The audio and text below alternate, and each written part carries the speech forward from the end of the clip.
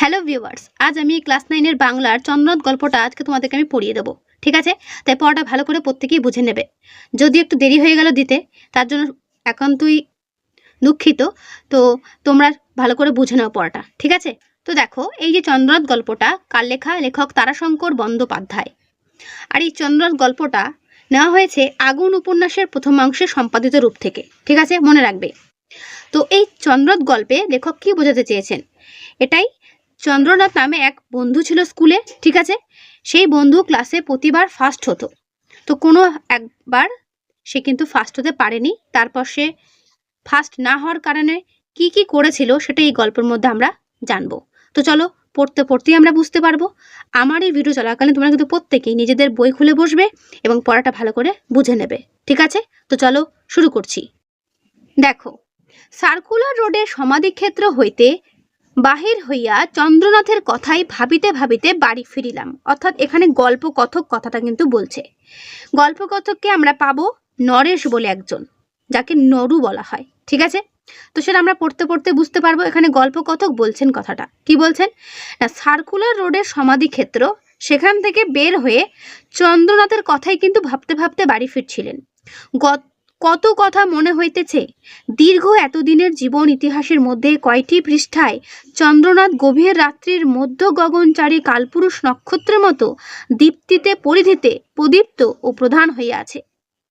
অর্থাৎ এখানে চন্দ্রনাথকে কালপুরুষের সঙ্গে তুলনা করা হচ্ছে। আকাশে যেরকম তারার কালপুরুষ দেখা হয়, নক্ষত্র, ঠিক আছে, একটা মানুষের মতো তার হাতে তীর ধনুক নিয়ে দাঁড়িয়ে থাকে, তো সেরকম তার সঙ্গে তিনি তুলনা করছেন। কালপুরুষ নক্ষত্রের সঙ্গে চন্দ্রনাথের তুলনা করিয়া আমার আনন্দ হয়। ওই নক্ষত্রটির খড়গধারী ভীমিকায় আকৃতির সঙ্গে চন্দ্রনাথের আকৃতির যেন একটা সাদৃশ্য আছে, মিল আছে। এমনই দীপ্ত ভঙ্গিতে সেও আপনার জীবনের কক্ষপথে চলিয়াছে। একদিন পিছনে ফিরিয়া চাহিল না, ক্ষণিক বিশ্রাম করিল না।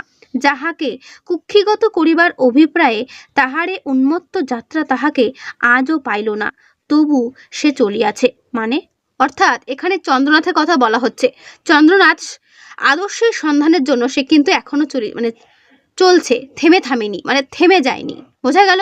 বলছে এমনই দীপ্ত ভঙ্গিতে সেও আপনার জীবনের কক্ষপথে চলিয়াছে, মানে সে কিন্তু থামেনি, সে চলেই যাচ্ছে। একদিন পিছনে ফিরিয়া চাহিল না, মানে একদিনও কিন্তু সে পেছনের দিকে তাকায়নি। ক্ষণিক বিশ্রাম করিল না, একটু বিশ্রামও কিন্তু নিল না। যাহাকে কুক্ষিগত করিবার অভিপ্রায়ে তাহারই উন্মত্ত যাত্রা তাহাকে আজও পাইল না, তবু সে চলিয়াছে। মানে সে আদর্শের সন্ধান করার জন্য সে চলছে, থামছে না। সঙ্গে সঙ্গে আরো একজনকে মনে পড়ছে, তার নাম হচ্ছে হিরু। বোঝা গেল? তার দুটো ক্যারেক্টার পেলাম, এক হচ্ছে চন্দ্রনাথ, দুই হচ্ছে হিরু, এবং তিন হচ্ছে গল্পকথক নিজে। ঠিক আছে? চন্দ্রনাথ, হিরু আর আমি হলাম সহপাঠী, অর্থাৎ আমরা ক্লাসমেট। আরো একজনকে মনে পড়ছে, চন্দ্রনাথের দাদা নিশানাথ বাবুকে। মনে রাখবে, ক্যারেক্টারগুলোর নামগুলো মনে রাখবে। কিন্তু কেমন করিয়া যে এই তিনজন একই সময়ে ক্ষুদ্র একটি গ্রামের মধ্যে আসিয়া পড়িয়াছিলাম বলিতে পারি না, কিন্তু বিস্ময় প্রকাশ করিব না। আগ্নেয়গিরি গর্ভের মধ্যে কল্পনাতীত বিচিত্র সমাবেশে যত কিছু প্রলয়ঙ্কর দাহ্য বস্তু সমাবিষ্ট হয়, কি করিয়া এও হয়তো সেই বিচিত্র সমাবেশ। অর্থাৎ এটা লেখক তুলনা করেছেন কিসের সঙ্গে? আগ্নেয়গিরির গর্ভের মধ্যে যেটা থাকে আর কি, তার সঙ্গে এটা তুলনা করা হচ্ছে। কি বলছে? বলছে আগ্নেয়গিরির গর্ভের মধ্যে কল্পনাতীত বিচিত্র সমাবেশে যত কিছু প্রলয়ঙ্কর দাহ্য বস্তু সমাবিষ্ট হয়, কি করিয়া এও হয়তো সেই বিচিত্র সমাবেশ। কোনটা না? এই তিনজন কিন্তু আলাদা আলাদা মানুষ, সেই তিনটে মানুষই এক জায়গায় কি করে হলো? সেই রকমই আগ্নেয়গিরিতে তো অনেক রকমের জিনিস মিশানো তরল অবস্থায় থাকে, তো সেখানেও যেটা সম্ভব এখানেও হয়তো সেইভাবে হয়েছে। বোঝা গেল? ঘরে কেহ নাই।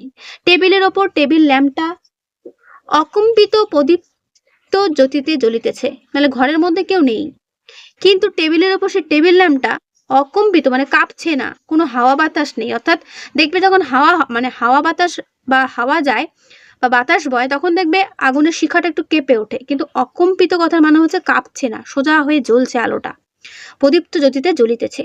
আলোকিত কক্ষের মধ্যে একা বসিয়া চন্দ্রনাথ, হিরু ও নিশানাথকে ভাবিতেছি। তাহলে এই অবস্থাতে বসে গল্পকথক ভেবে যাচ্ছে এই তিনজনের কথা। সম্মুখে দেয়ালে বিলম্বিত বড় আয়নাটির মধ্যে আমারই প্রতিবিম্ব আমার দিকে চিন্তাকুল নেত্রে চাহিয়া বসে আছে। আর সামনে একটা আয়না, সেই আয়নার আমার যে ছায়া বা আমার যে প্রতিবিম্ব, সে আমাকে আমার দিকে তাকিয়ে রয়েছে, এমনভাবে রয়েছে। অলিক কায়াময় ছায়া, তবু সে আমারই স্মৃতি স্মরণে বাধা দিয়া তাহারই দিকে আমাকে আকর্ষণ করিতেছে, যাতে আমি এই পেছনের কথা না মনে করে ওকেই দেখি, এরকম একটা ব্যাপার করছে। মানে অর্থাৎ আয়নাতে আমাকেই আমি দেখি এরকম। আলোটা নিভাইয়ে দিলাম। কি করলাম? আলোটা নিভিয়ে দিলাম। মুহূর্তে ঘরখানা প্রগাঢ় অন্ধকারে ভরিয়ে উঠল। পুরো ঘরটা অন্ধকারে ভরে গেল।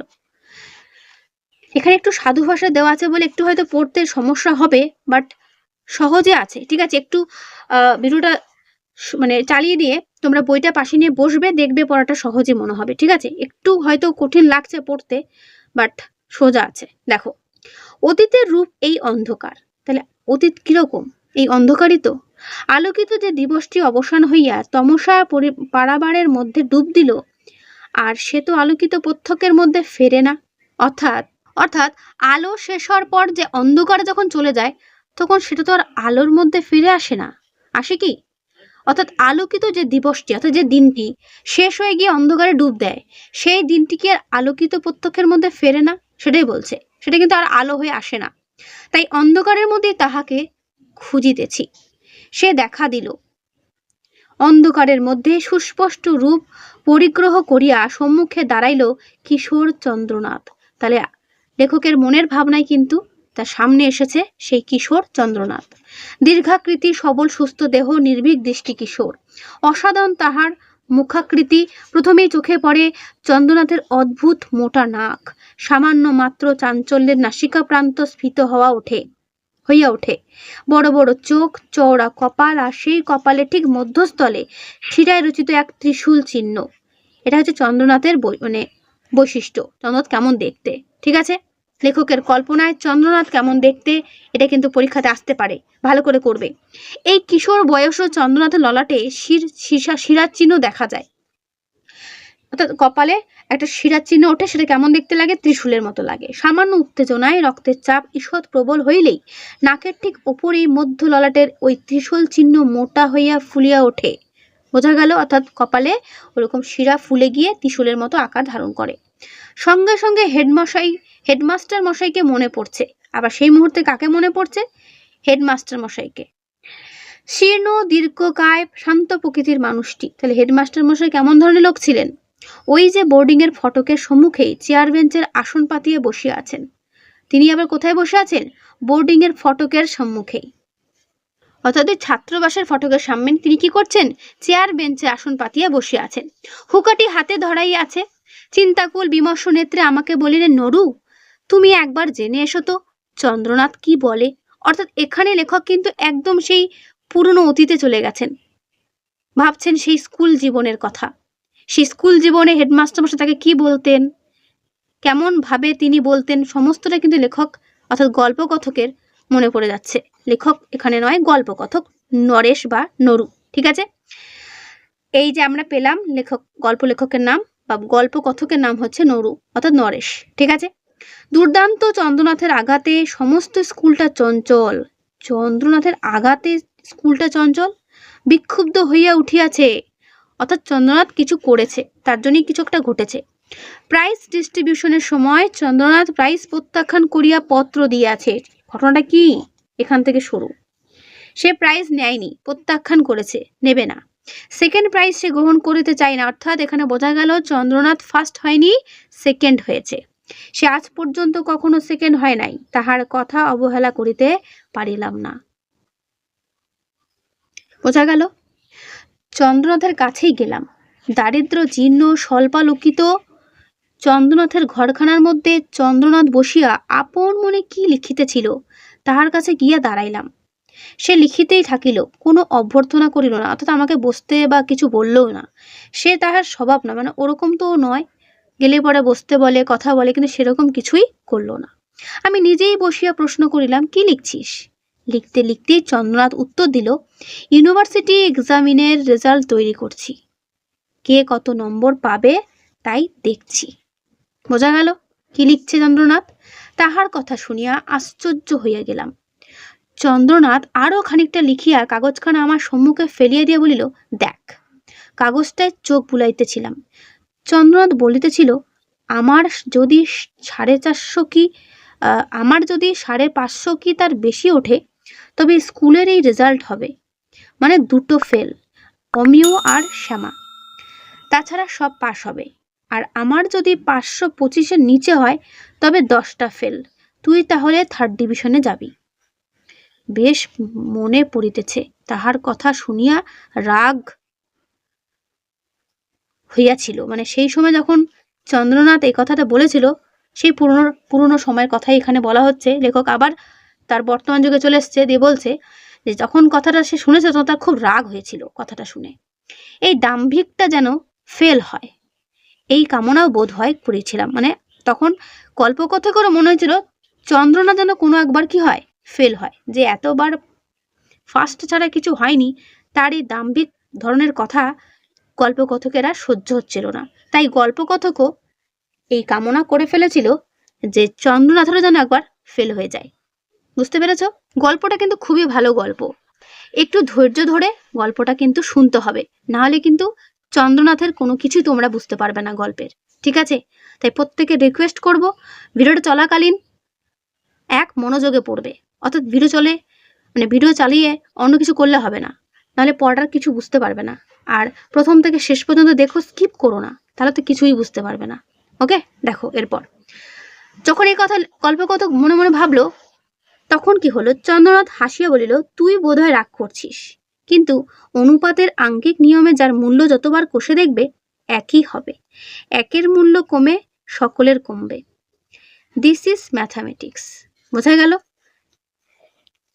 এই হিসেবটা কিন্তু চন্দ্রনাথ গল্পকথক নরেশকে বলল। কি না, একের মূল্য কমে সকলেরই কি হবে, কমবে। অর্থাৎ অঙ্কের যে অনুপাতের যে আঙ্কিক নিয়ম, সেই আঙ্কিক নিয়মটা কিন্তু বুঝিয়ে দিল। আমি এইবার কথাটা পারিব ভাবিতেছিলাম, কিন্তু সে হইল না। চন্দ্রনাথের দাদা একখানা পত্র হাতে আসিয়া দাঁড়াইলেন। চন্দ্রনাথের হাতে পত্রখানা দিয়া বলিলেন, এ কি? পত্রখানার উপর দৃষ্টি বুলাইয়া চন্দ্রনাথ অসংকোচে বলিল, আমি 2nd প্রাইজ রিফিউজ করেছি। কারণ কারণ চন্দ্রনাথের নাসিকাপ্রান্ত স্ফীত হইয়া উঠিল, ললাটের শিরায় রচিত ত্রিশূল চিহ্ন ধীরে ধীরে আত্মপ্রকাশ করিতেছিল। এক মুহূর্ত স্তব্ধ থেকে সে বলিল, কারণ 2nd প্রাইজ নেওয়া আমি বিনিথ মাই ডিগনিটি বলে মনে করি। বিনিথ মাই ডিগনিটি, বিনিথ নয়, বিনিথ মাই ডিগনিটি। এই বিনিথ মাই ডিগনিটি কথার মানে হচ্ছে মর্যাদা হানিকর, আমার পক্ষে মর্যাদা হানিকর। কোনটা? ওই 2nd প্রাইজ নেওয়াটা। বোঝা গেল? এটা বলে ফেলল। চন্দ্রনাথের দাদা ক্ষোভে যেন কাঁপিতেছিলেন। বহু কষ্টে আত্মসংবরণ করিয়া তিনি বলিলেন, কথাটা বলতে তোমার লজ্জায় বাঁধল না? ডিগনিটি? একে তুমি ডিগনিটি বলো? তোমার অক্ষমতার অপরাধ। বোঝা গেল? দাদা চন্দ্রনাথকে দায়ী করছে যে তুমি ডিগনিটি কথাটা বলো না, তোমার নিজের জন্য তুমি কিন্তু নাম্বারটা পাওনি, 2nd হয়েছ, এটাই বোঝাচ্ছে। বাধা দিয়ে চন্দ্রনাথ বলিল, তুমি জানো না দাদা। কি জানি না? জানবার এতে আছে কি? স্কুলের সেক্রেটারির ভাইপো ফার্স্ট হয়েছে, সে আমারই সাহায্যে হয়েছে। আর ওর যে প্রাইভেট মাস্টার, স্কুলের অ্যাসিস্ট্যান্ট টিচার, তিনি কি বলবো, প্রশ্নপত্র ছাত্রটির কাছে গোপন রাখেননি, তারও ওপর উত্তর বিচারের সময় ইচ্ছাকৃত ভুলও করেছেন তিনি, এবং আরও 2-1 জন। চন্দ্রনাথের দাদার মুখ দিয়া কথা সরিতেছিল না। ভদ্রলোক নির্বিরোধী শান্ত প্রকৃতির মানুষ। তিনি অবাক হইয়া চন্দ্রনাথের মুখের দিকে চাহিয়া রহিলেন। চন্দ্রনাথ বলিল, অঙ্কের পরীক্ষার দিন সে আমায় মিনতি করলে আমি তাকে 3টে অঙ্ক আমার খাতা থেকে টুকতে দিলাম। মাস্টার পূর্বে বলে দেওয়া সত্ত্বেও সে সময় তার মনে ছিল না। চন্দ্রনাথের দাদা গম্ভীর ও ধীর কণ্ঠস্বরে বলিলেন, তোমার সঙ্গে তর্ক করে ফল নেই। তুমি ওই পত্র প্রত্যাখ্যান করে ক্ষমা চেয়ে হেডমাস্টার মহাশয়কে পত্র লেখো, বুঝলে? চন্দ্রনাথ বলিল, না। কঠোরতর স্বরে চন্দ্রনাথ দাদা বলিলেন, তোমায় করতে হবে না।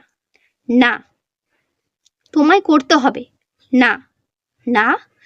চন্দ্রনাথের দাদা যেন বিস্ময়ে অভিভূত হইয়া গেলেন এবার। অর্থাৎ সে যে না করছে সেটা শুনে আবার আরও অবাক হয়ে গেল। না, করবে না? ভদ্রলোকের কণ্ঠস্বর এবার কাঁপিতেছিল। না। কিছুক্ষণ নীরবে দাঁড়াইয়া থাকিয়া চন্দ্রনাথের দাদা বলিলেন, তোমার বৌদি বলতো আমি বিশ্বাস করিনি, কিন্তু তুমি এতদূর স্বাধীন হয়েছ, ভালো।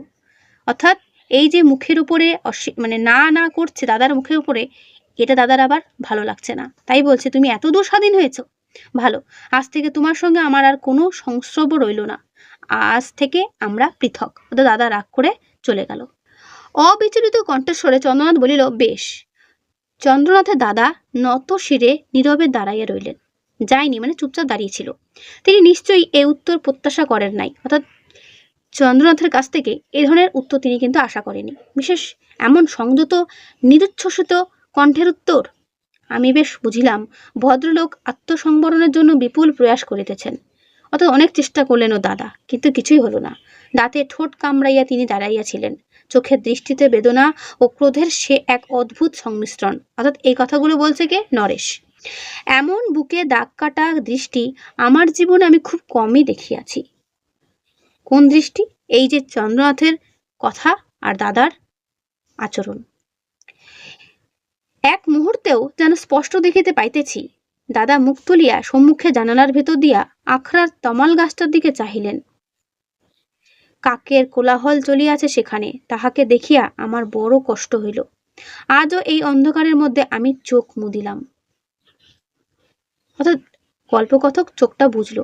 বোর্ডিংয়ে আসিয়া মাস্টার মহাশয়কে সংবাদটা দিতে গিয়ে দেখিলাম তিনি তখনও সেই তেমনই একা চিন্তাকুল নেত্রে বসে আছেন। অর্থাৎ এই কথা শোনার পর যখন গল্পকথক নরেশ হেডমাস্টার মহাশয়ের কাছে এলো খবরটা বলতে, কি বলতে না চন্দ্রনাথ আসবে না, ঠিক আছে, বা সে যে প্রত্যাখ্যান করেছে সে সেটা ফিরিয়ে নেবে না, এরকমটা বলার জন্য যখন গল্পকথক নরেশ এসছিল, তখন দেখছে যে হেডমাস্টার সেই একইভাবে বসে আছে।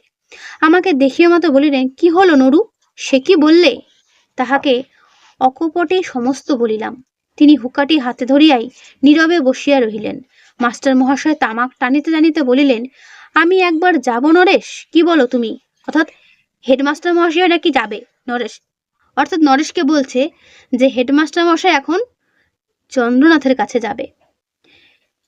চন্দ্রনাথের কাছে? না না, পৃথক হবে কেন? না, ছি। আমি বলিলাম, না স্যার, আপনি যাবেন না। যদি কথা না শোনে? শুনবে না? আমার কথা শুনবে না? মাস্টার মহাশয়ের কণ্ঠস্বর উত্তেজিত হইয়া উঠিল। আমি উত্তর দিলাম না, নীরবে দাঁড়াইয়া রহিলাম। কিছুক্ষণ পরে মাস্টার মহাশয় বলিলেন, আমারই অন্যায় হলো, চন্দ্রনাথের দাদাকে না জানালেই হতো না, ছি ছি ছি। আমি চলিয়া আসিতেছিলাম, তিনি আবার ডাকিলেন, তুমি বলছো নরেশ আমার যাওয়া ঠিক হবে না? চন্দ্রনাথ আমার কথা শুনবে না? আমি নীরবেই কিছুক্ষণ দাঁড়াইয়া রহিলাম, তারপর ধীরে ধীরে চলিয়া আসিলাম। 2 দিন পর শুনিলাম চন্দ্রনাথ সত্যই দাদার সহিত পৃথক হইয়াছে, অর্থাৎ দাদার সঙ্গে থাকে না।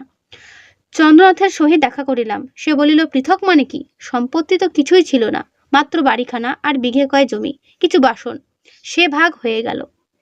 আমাকে তো এইবার নিজের পায়ে দাঁড়াতেই হতো। এ ভালোই হলো, এ কথা উত্তর দিল। আমি চুপ করিয়া রহিলাম। বোধ হয় সেদিন সে সময় ভাবিয়াছিলাম চন্দ্রনাথের সহিত সংস্রব রাখিব না। অর্থাৎ গল্পকথক নরেশেরও মনে হয়েছিল যে চন্দ্রনাথের সঙ্গে তিনি আর কোনো সম্পর্ক রাখবে না। মনে মনে সংকল্পটা দৃঢ় করিতেছিলাম, অর্থাৎ এটা ঠিক করছিল। চন্দ্রনাথ হাসিয়া বলিল, হিরু এসেছিল আজ আমার কাছে, বলে কাকা বলেছেন তোমাকে তিনি একটা স্পেশাল প্রাইজ দেবেন। হিরুই সেবার ফার্স্ট হইয়াছিল, আমাদের স্কুলের সেক্রেটারির ভাইপো। তাহলে হিরু কে? হিরু হচ্ছে স্কুলের সেক্রেটারির ভাইপো। আমি প্রশ্ন করিলাম, কি বললি তুই? চন্দ্রনাথ বলিল, তার কাকাকে ধন্যবাদ দিয়ে পাঠালাম, আর বলে দিলাম একান্ত দুঃখিত আমি, সে গ্রহণ করতে আমি পারি না। এই প্রস্তাবই আমার পক্ষে অপমানজনক। অর্থাৎ কোন প্রস্তাব? যে প্রস্তাব নিয়ে হিরু এসছিল, কার কাছে? চন্দ্রনাথের কাছে। সেই প্রস্তাবটা অপমানজনক, সেজন্য সেটা কিন্তু সে গ্রহণ করতেই পারেনি। চন্দ্রনাথের মুখের দিকে চাহিয়াছিলাম। সে আবার বলল, হেডমাস্টার মহাশয়ও ডেকে পাঠিয়েছিলেন, তাকে উত্তর দিয়ে দিলাম, গুরুদক্ষিণার যুগ আর নেই। স্কুলের সঙ্গে দেনা পাওনা আমার মিটে আছে। 2-3 মাসের মাইনে বাড়তি দিয়ে এসেছি আমি। কি বলছে? স্কুলের সঙ্গে দেনা পাওনা আমার মিটে আছে, 2-3 মাসের মাইনে বাড়তি দিয়ে এসেছি আমি, অর্থাৎ এক্সট্রা পয়সা তিনি দিয়ে এসছেন মাসের মাইনেটা। সুতরাং যাওয়ার প্রয়োজন নেই আমার। সেই মুহূর্তে উঠিয়া আসিলাম। ইহার পরে আমি চলিয়া গেলাম মামার বাড়ি। অর্থাৎ এখানেই হয়তো লেখকের সাথে অর্থাৎ গল্প কথকের সাথে চন্দ্রনাথের শেষ কথা হয়তো। দেখা যাক পরে কি হয়। ইহার পরে আমি অর্থাৎ নরেশ কোথায় চলে গেছিল? মামার বাড়ি। পরীক্ষার খবর বাহির হইলে হিরুর পত্র পাইয়া কিন্তু অবাক হইয়া গেলাম। চন্দ্রনাথের অনুমান অক্ষরে অক্ষরে মিলিয়া গিয়াছে। হিরু কলিকাতা হইতে দীর্ঘ পত্রে সমস্ত ফলাফল জানিয়াছে। দেখিলাম 10টি ছেলে ফেল হইয়াছে, আমি তৃতীয় বিভাগেই কোনরূপে পাশ হইয়া গিয়াছি। চন্দ্রনাথও 525 পায় নাই, কিন্তু শুধু মেলে নাই, হিরু চন্দ্রনাথকে পেছনে ফেরিয়া গিয়াছে। হিরু লিখিয়াছে সে স্কলারশিপ পাইবে। মনে মনে দুঃখিত না হইয়া পারিলাম না। সত্য বলিতে কি, চন্দ্রনাথ ও হিরুতে অনেক প্রভেদ, অর্থাৎ অনেক পার্থক্য দুজনের মধ্যে। চন্দ্রনাথের শ্রেষ্ঠত্বে আমার অন্তত সন্দেহ ছিল না, অর্থাৎ এখানে যে চন্দ্রনাথ ভালোবেসি সেটা নিয়ে গল্পকথকের কোনো সন্দেহ ছিল না। অপরাহ্নে অর্থাৎ বিকেলে 5টার ট্রেনে মামার বাড়ি হইতে ফিরিয়াই সঙ্গে সঙ্গে হিরুর বাড়িতে প্রীতিভোজনের নিমন্ত্রণ পাইলাম। হিরু স্কলারশিপ পাইবে তাহারই প্রীতিভোজ। বোঝা গেল? কিন্তু আমি প্রথমে গেলাম চন্দ্রনাথের বাড়ি। নির্জন বাড়িখানা খা খা করিতেছিল, কেউ কোথাও নাই। শয়ন ঘরখানাও দুয়ার বন্ধ, কড়াই একটি অতি সামান্য দামের তালা ঝুলিতেছে। সন্ধ্যায় হিরু বাড়ি গেলাম। উৎসবের বিপুল সমারোহ সেখানে। হিরু ধনীর সন্তান, অর্থের অভাব নাই। চীনা লণ্ঠন ও রঙিন কাগজের মালার নিপুণ বিন্যাসে তাহাদের বাড়ির পাশের আমবাগানটার যে শোভা আজও আমার মনে আছে। তো এত সুন্দর করে সাজিয়েছে। হিরুর কাকা শৌখিন ধনী সন্তান বলিয়া জেলার মধ্যে খ্যাতি ছিল। তিনি নিজে সেদিন বাগানটাকে সাজিয়াছিলেন। বিশিষ্ট অতিথিও অনেকে ছিলেন। জন 2-1 ডেপুটি, ডিএসপি, স্থানীয় সাব রেজিস্ট্রার, থানার দারোগা, তাছাড়া গ্রামস্থ ব্রাহ্মণ কায়স্থ ভদ্রলোকজন সকলেই প্রায় উপস্থিত ছিলেন। হিরুকে স্পষ্ট মনে পড়িতেছে। লাবণ্যময় দেহ, হিরুর বর্ণনা, আয়ত কোমল চোখে মোহময় দৃষ্টি। হিরুর কথা মনে করিয়া আকাশের দিকে চাহিলে মনে পড়ে শুক তারা, অমনি প্রদীপ্ত, কিন্তু সে দীপ্তি কোমল স্নিগ্ধ। হিরু পরম সমাদর করিয়া আমাকে বসাইল। নানা কথার মধ্যে সে বলিল, কাকা বলেছিলেন এখন থেকে ICS এর জন্য তৈরি হও, বিলেতে যেতে হবে আমাকে। বোঝা গেল? এরপরে হিরু কি করবে? ICS পরীক্ষা দেবে, তার জন্য পড়াশোনা করবে। কোথায় গিয়ে? বিলেতে গিয়ে। বিলেতে যাবার আমার বড় স্বাদ নরু। আমার কিন্তু বারবার মনে পড়িতেছিল চন্দ্রনাথকে, কিন্তু সেদিন সেখানে তাহার কথা আমি তুলিতে পারি নাই। হিরুই বলিল, আজই দুপুরে সে চলে গেল। আমি তার আগেই তাকে নেমন্তন্ন করেছিলাম, তবুও সে চলে গেল। একটা দিন থেকে গেলে কি হতো? হিরু বলিল, মাস্টার মশাই, মাস্টার মশাই। সচেতন হইয়া মুখ ফিরাইয়া দেখিলাম শীর্ণকায় দীর্ঘকার মানুষটি এনডির চাদরখানি গায়ে দিয়া আমাদের দিকে আসিতেছেন। তাহলে এনডি কি? এনডি হচ্ছে এক প্রকার গুটি পোকা থেকে তৈরি অসমের তসর বিশেষ একটা ভালো কাপড় আর কি, ঠিক আছে? তো সেটার একটা চাদর গায়ে দিয়ে তিনি আসছেন। আমরা উঠিয়া দাঁড়াইলাম। হাসিয়া মাস্টার মহাশয় বলিলেন, আজই এলে নরেশ? মাস্টার মহাশয়ের ওইটুকু এক বিশেষত্ব, ছাত্র তাহার অধিকারের গণ্ডি পার হইলেই সে আর তুই নয়, তখন সে তুমি হইয়া যায় তাহার কাছে। তিনি আবার বলিলেন, তুমি পড়বে নিশ্চয়ই নরেশ, কিন্তু সাহিত্য চর্চাটা পড়ার সময় একটু কম করো বাবা। তবে ছেড়ো না, ও একটা বড় জিনিস। যেন same in crowd but solitary pride হওয়াই উচিত ও বস্তু। অর্থাৎ এই ইংলিশ টার্মটা কি বলতে চাইছে এটা দিয়ে? যা অনেক লোকের কাছে প্রকাশ পেলে লজ্জা লাগে, কিন্তু একান্তে বা নিজের কাছে সেটা গর্বের বস্তু। বোঝা গেল? যেমন সেটা কি? সাহিত্যকর্ম। আমি চুপ করিয়া থাকিলাম। হিরু বলিল, নরুর লেখা যে কাগজে বেরিয়েছে এবার স্যার? হ্যাঁ, বেশ বেশ, আমাকে লেখাটা দেখাবে তো নরেশ, পড়বো আমি। তারপর আমাকে প্রশ্ন করিলেন, চন্দ্রনাথ কোথায় গেল? কাউকে বলে গেল না?